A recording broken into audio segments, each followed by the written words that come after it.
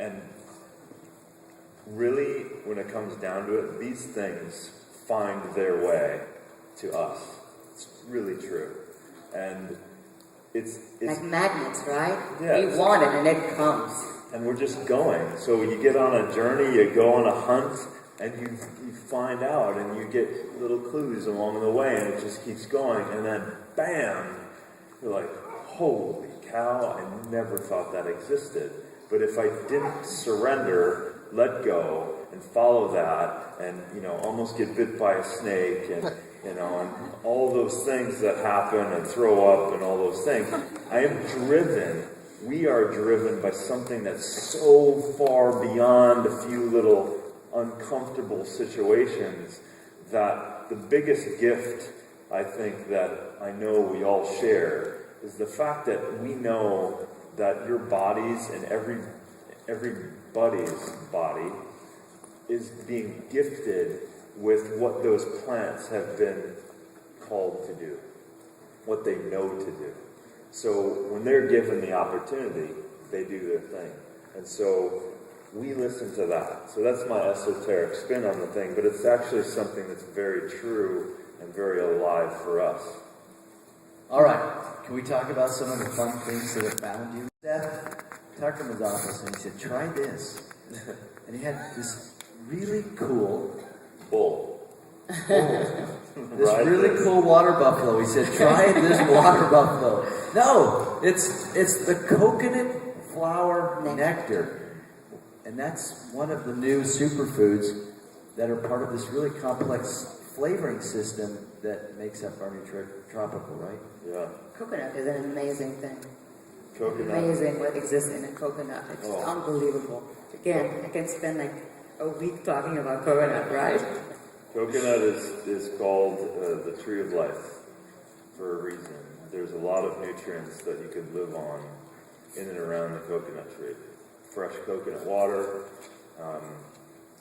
In World War II, when they ran out of saline, where people were bleeding out, they literally grabbed a coconut, and they had some evidence of this. They grabbed a coconut, held it up like an IV, and put it right in the veins, because it mimics that saline that's perfectly created in nature. So so you listen to that. There's something going on. So the great thing about coconut flower nectar is it's something that no one has been utilized, but it has been utilized with other cultures for a long time. And the interesting thing about this is it's not water, it's not the oil, and it's not the milk. Okay? It's not the fiber of the coconut, it's not the tree. So what is it? It's the flower. So there's a flower that grows up. This is a pretty good picture of it. Just before it starts to flower like that, they cut it off. And these little natives run up these trees and take this bamboo cup with a string on it. They run up and they have a little knife and they cut off the flower and they run up and they put this bamboo right over this. It's called a spathe of the flower of the flower of the coconut tree. And then it just trickles out, this coconut flower nectar. And this stuff happens to be amazingly sweet, right? And on top of it, it's got almost a complete chain of amino acids. What? Really? Yeah. A sweetener? It's got glutathione, which is amazing for the brain. It's got B vitamins and vitamin A and C and electrolytes. So I'm looking at this thing like, wow, it's, you think you know a coconut tree, and the next thing you know, there's one of the, so the thing sticking out, that's the spathe. Right there is where the flower was, and you can literally, a close-up, you can see veins. Is that here? This right? Yeah. So you can see veins that come out. So the natives are calling it the blood of the coconut tree. And this stuff, then they go back and they do this little processing with some heat, distill it down, and you get this sugar-like quality out of it. Even with the heating of it, it stayed intact. The nutrients were stable, in there. So it was like a mind blower. So What we about breaking the rules, It right? totally- Sugar with amino yeah. acid profile, and it's just like you just You gotta have to open be up. careful with research, don't you, Yeah, Isabelle? be careful with Research is research. only what you know of at the time with the information that you know at the time for how you're going to conduct a study to look at something. So already it's flawed because you can't see the wholeness of something if you have a limited view of something. So this has defied some rules that we've known about sweetening. So, given the excitement, we were able to give it a go in the tropical. And it's one of the main new superfoods in there, because I would tend to call it a superfood more than I would call it any kind of sugar. It's the coconut flour nectar.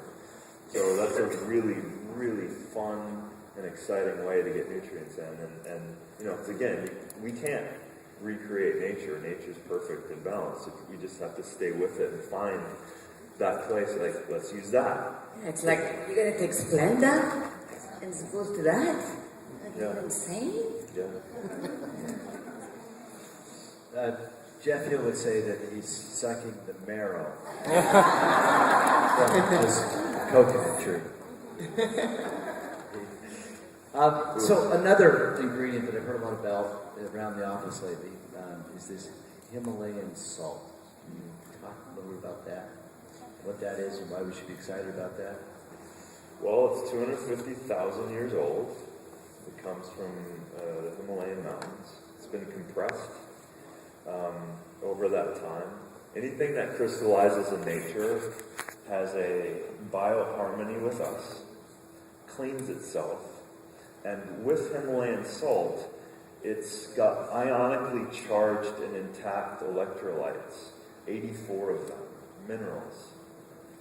So, salt in this form is not salt in the salt that you've been taught.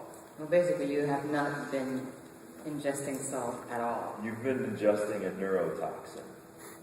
So, Congratulations. yeah. So, you should enjoy salt. It's a natural thing that we have been deprived of in another form. So, Himalayan salt is absolutely safe. And I'll give you a little nugget that I remembered last time. If you take distilled water and add a pinch of Himalayan crystal salt or a half a teaspoon per gallon, you can create an alkalized, simulative, very hydrated water.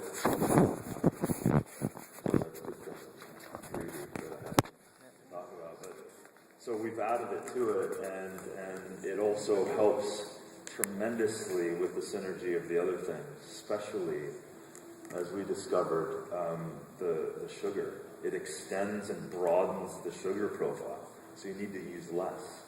It's pretty incredible. Yeah, cooks know that. They always put some salt with sugar when they cook. Yeah. It's incredible. And with me, I started using the Himalayan salt back in February, and actually lowered my blood pressure because it is a more balanced. Yeah, I put it on my son's toast. Yeah, you can Sure. there's no toxicity to it, there's no danger to it. You can just add it to everything. So it's a huge addition for us. Simple, huge conversation. We're going to really dive into salt and water and things like that in the cleanse, because that's going to be a big piece of it, but we're really happy with that. It's part of the key to that flavor that you tasted yesterday in the tropical.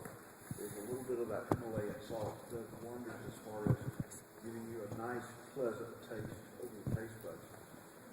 And then the huge component that I remember you asked last time was, and Bill, you can talk about this, is the sodium-potassium ratios. Yeah, it's with the Himalayan salt. You got a perfect potassium-sodium ratio. In other words, potassium balances out the sodium, and you don't have the blood pressure issues. So, for example, in the tropical, there is a 2-to-1 potassium-sodium ratio in there. You get the taste of the Himalayan salt, but you also get the potassium that's balanced in the blood. And that's talking on a cellular level. So 2-to-1 ratios are what the cells need for proper hydrated levels cellular level. I mean, if you had been in the lab when we were working with the flavors on the tropical, it was pretty good, and then put just a little bit of the Himalayan salt in there, and it just explodes the flavors. Now, I'm going to take a time out here. I brought my little iPad here, and I'd love to be able to get questions from the audience. If you have Twitter account, you can Twitter your tweet. You can Twitter, and you can also tweet. Your questions to @TBBMD. Okay, it's @TBBMD. You can write those out and send them to me, and I'll, in just a few minutes, start fielding your questions from the audience. Many of our coaches talk to others who are, representing other nutritional supplement companies, and all the time they hear about the depleted soils in the world, and the fact that an apple is not an apple because it's coming from soils that have been stripped of all their nutrients. You've been doing a little work in that area. Can you talk about that a little bit, maybe to help them understand why are whole foods, why the superfoods in Shakeology? Yeah, it's a big thing. I think all heard about that, especially in the United States, through monocropping, through the Industrial Revolution. We had the idea of growing things in a farm-like situation with not the understanding of what's going on in the soil. The soil is very similar to the digestive system, the microflora that's here. The soil needs a very specific balance as well. So with the farmers, and one of the blessings with the global warming actually brought this up a little more intensely because some of the farmers, like the deer maca farmer that I've known for a long time, she called one of our colleagues that also helps her, crying one day, and her production level had just plummeted. And she had been doing some monocropping, but it's different with maca because nothing else grows except a few weeds and things at those elevations. But the importance of restoring soil is as important as your digestive system. Probiotics, alkaline foods, things like that. If that doesn't work, you're acidic, and you will be a host to disease, bacteria, viruses, and fungus. Same with the soil. So we need to treat that soil carefully and as consciously as we can.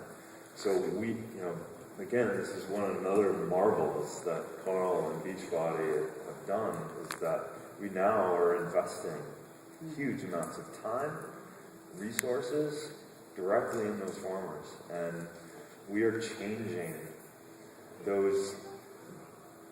The social structures are changing, which is a fantastic ancillary effect. But we're getting back, and we're teaching some of the indigenous, getting back to the indigenous growing, using natural permaculture methods, effective microorganisms, some worm farming, things like that. So we have hired agronomists, permaculturists, colleagues of mine that I've known for many years and has been soil experts for the last 30 throughout the Peruvian and South America areas. So if you don't have healthy soil, you will not have a healthy crop. If you are minerally deprived in the soil, your plant cannot and will not create minerals. And the root of all disease, by Dr. Linus Pauling, is if you are deprived of a mineral, you will have a disease. So we have to take care of the soil, and that's what we're doing. The great thing